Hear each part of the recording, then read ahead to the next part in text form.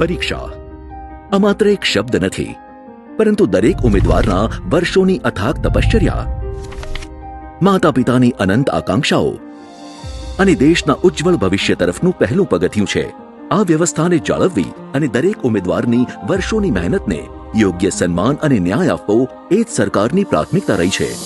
અને એટલે જ માનનીય પ્રધાનમંત્રી શ્રી નરેન્દ્રભાઈ મોદીજીના માર્ગદર્શન હેઠળ કેન્દ્ર સરકારે યુવા પેઢીના ભવિષ્ય સાથે ચેડા કરનારા અસામાજિક તત્વો સામે અપનાવ્યું છે પેપર લીક અને ગેરરીતિ સામે ઝીરો ટોલરન્સનું આકરું વલણ, જે અંતર્ગત જાહેર પરીક્ષાઓમાં પારદર્શિતા સુનિશ્ચિત કરવા અને ગેરરીતિઓ અટકાવવા માટે પબ્લિક એક્ઝામિનેશન્સ એમેન્ડમેન્ટ વિધેયકને સંસદીય મંજૂરી પ્રાપ્ત થઈ છે.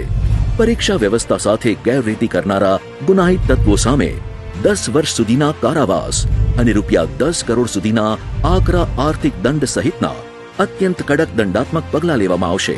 તેમજ ઝડપી અને નિષ્પક્ષ ન્યાય સુનિશ્ચિત કરવા સ્પેશિયલ ફાસ્ટ ટ્રેક કોર્ટ શરૂ કરાશે, જે માત્ર 3 મહિનામાં જ સુનાવણી કરશે.